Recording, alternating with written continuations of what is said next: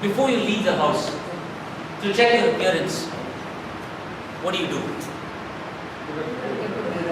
Look in the mirror, right? Okay, thanks, smile, thanks, others, right? Similarly, evaluation is pretty much that. If I may use the analogy, at Toastmasters, we are a kind of mirror telling the speaker how his speech appeared to us. Mr. Toastmaster, fellow Toastmasters, welcome guests. Welcome to the world of evaluation at Toastmasters. I think the most important aspect of a Toastmasters meeting, that's where we learn to grow and achieve and improve our speaking skills. And in that context, I think this project, Evaluate to Motivate, is paramount, very important. So with your permission, I just take you through some of the tips that I have learned over the years and what Toastmasters has to offer.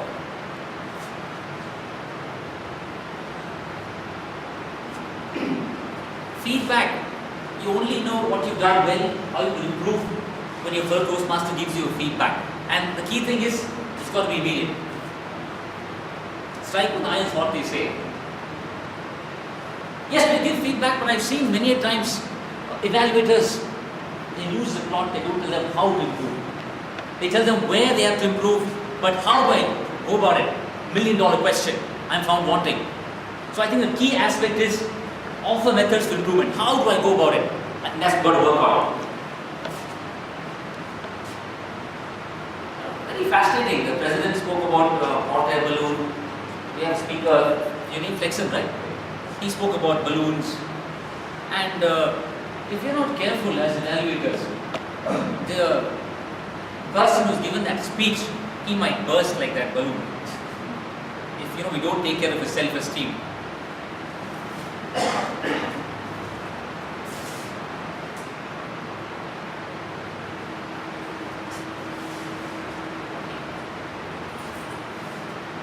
Tell and sell approach. In my limited knowledge, this tell and sell approach is you tell the speaker about his strong points, his strengths as a speaker, what he did well, you tell. But the area of improvement has got to be a sell. You got to sell that idea whether it's a buy-in. You don't dictate terms like not like an autocratic person, but it's kind of servant leadership. You sell the idea, and we'll see how to go about that. When you do that, the speaker listens. Well, the time manager, it's 10 to 15 minutes. Yes. Thank you.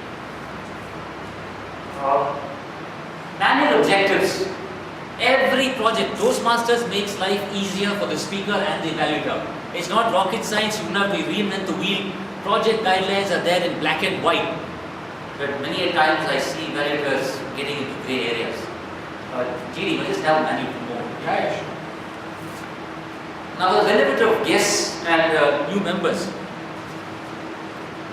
Say, the icebreaker, the first project in the Competent Communicator Manual. It's like your first to 10th standard. An icebreaker, what a drop paddle is somewhat like the first standard. Now, manual objectives, it has a couple of them. To begin speaking before an audience, to discover speaking skills you already have and skills that need some attention. Thanks, JD. Now, it's there. And I've seen over the years, the icebreaker, that speakers muster up all the courage. He's sweating profusely, somehow he's covering all the sweat, he's shivering, but his or her attire is covering the shivering aspect.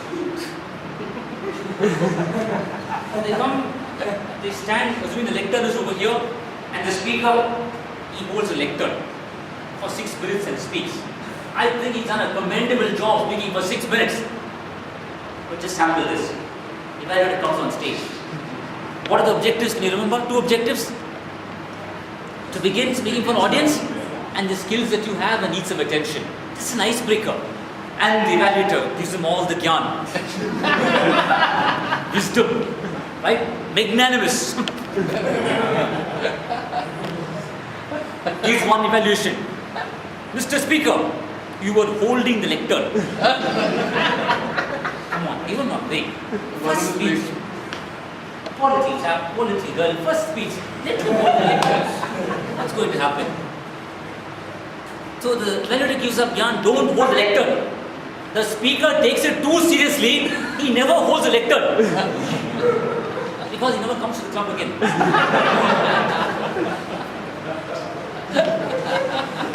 So I would request evaluators, be a little kind, be magnanimous, kind-hearted. Right? Let them live king size. So stick to the guidelines. It's very, very clear. You don't have to break your head about it. Stick to the guidelines. That's what I've done over the years. Maybe I've not been very successful, but I'm just sharing my inputs. Now, at the end of every project, you also have something called evaluation guidelines. Couple of points over here. What strong points does the speaker already have? How well did the audience get to know the speaker? And so forth and so on. You can't see it from there, but there are about 8 to 10. Fantastic evaluation. The evaluator reads everything verbatim. The speaker doesn't know what hit him. That is meant only for the written evaluation. You can give it to him, he'll read his manual, or you can perhaps tell him one-to-one.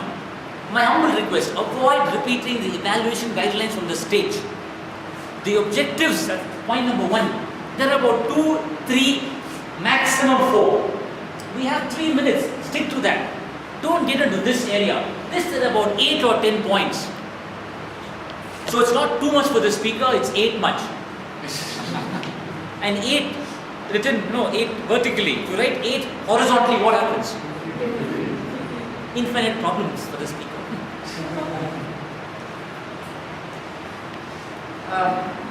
Over and above these annual objectives, ask the speaker any other concerns. Anything else that you want to be valid on. Ask him or her. Sometimes the speaker himself, he or she will volunteer. Then you do that, right? If you get into any other concerns on your own, it will become a concern for the speaker. Please stay away from that. Stick to the project guidelines. During the speech, please, evaluators, show the speaker that you are interested in him and his speech, not someone in the audience.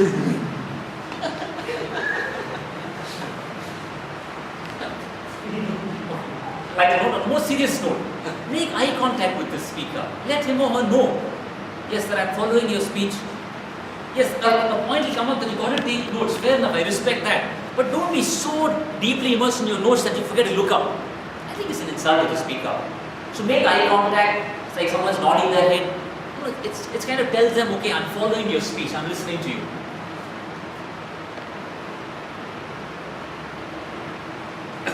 Difficult thing to do. We look at life from the glasses that we are wearing. What's my ability speaker? What do? I tend to evaluate on that line, on those lines.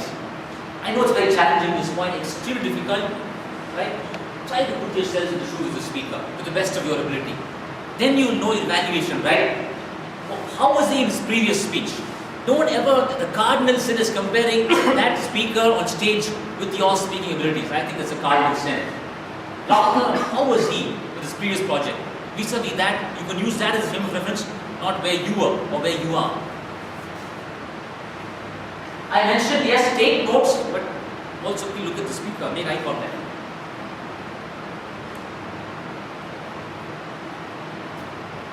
When I say choose your words carefully, avoid the YOUs. Don't say you, it's like pointing fingers. A better choice would be the I statements, and sound tentative. When I say sound tentative, sound unsure, as if you're uncertain, but you're absolutely certain, but sound uncertain. I just got the feeling. Something tells me.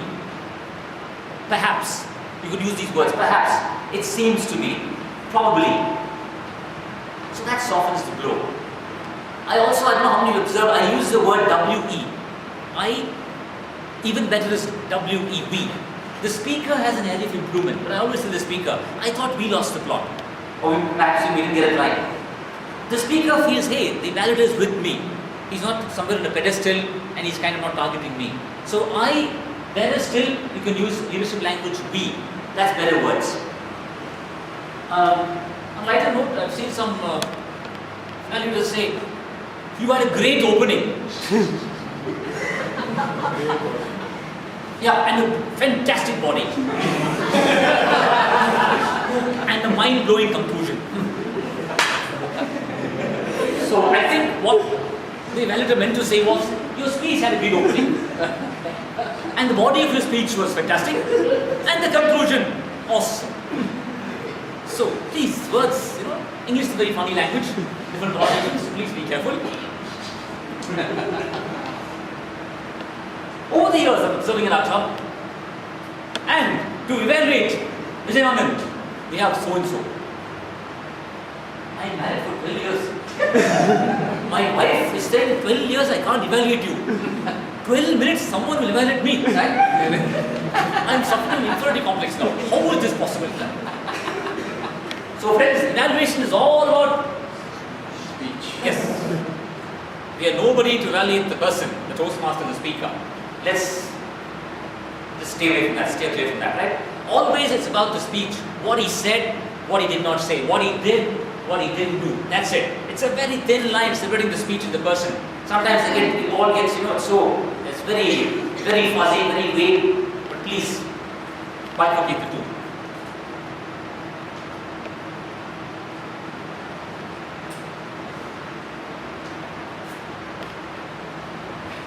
I've observed, this goes to the president, the committee, and every Toastmaster here. Icebreaker, we're under this, when we use the word misconception, wrong notion, myth.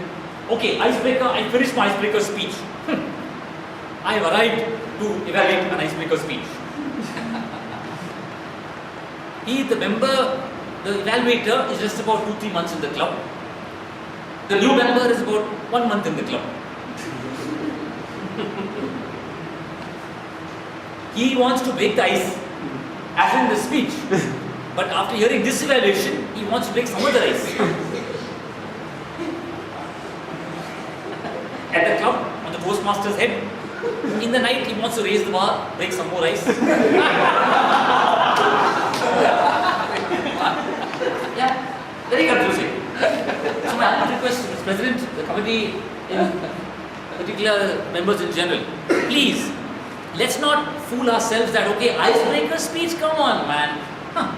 Walk in the park, child's play, chicken feed. The member will chicken out.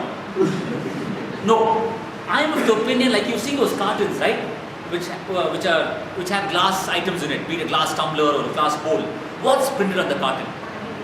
Handle with fragile, handle with care. Thanks Godfrey, thanks Manisha, right? Fragile, handle with care. I think this applies to a new Toastmaster who's giving his icebreaker. And we handle with care, we prefix an S before the care. We prefix an S before the care. Handle with care. So please don't do that, humble request. Let the new he's finished icebreaker. How many minutes? 15 minutes. Huh? 20 minutes. 2 more minutes. 2 minutes. Okay, right. Thank you. So please ensure that a seasoned Toastmaster is valuing an icebreaker. Wonderful valuation level. Your structure of the speech, awesome. Don't ask.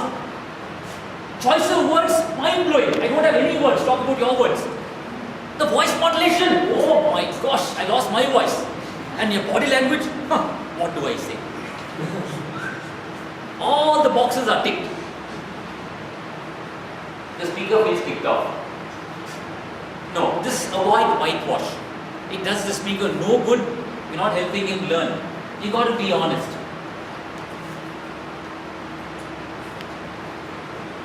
So what have we started off? Like we say the sandwich technique. You started off on a good note. Closing statement must be on a positive note. Like the PNP technique. Positive, negative, positive. Start off with close of how the opening statement was. Something on those lines. The key points. What are his strengths? 2-3 strengths you could repeat. That is a reinforcement. Just slip in 1 way as improvement. But this is a little difficult because we only have 3 minutes. We really can't do that. Above all, I think transfer of learning. There is absolutely, it doesn't help at all if the speaker is not able to implement your suggestions. It just remains at the club. So I think this is paramount. What you told them, how they can implement it. And encourage the speaker that going forward, the next few projects, I'm sure, I'm expecting, I'm hoping that you're going to incorporate these suggestions. That would leave the speaker feeling good. It's very palatable. He's going to accept that feedback. So before I sign off, friends, I just want to tell you one thing. Evaluations can make a speaker or they can break a speaker. It's all in your hands, or should I say, it's on your tongue. Better be careful. Let them live king size. Be magnanimous. And remember, just evaluate to motivate. Just everything.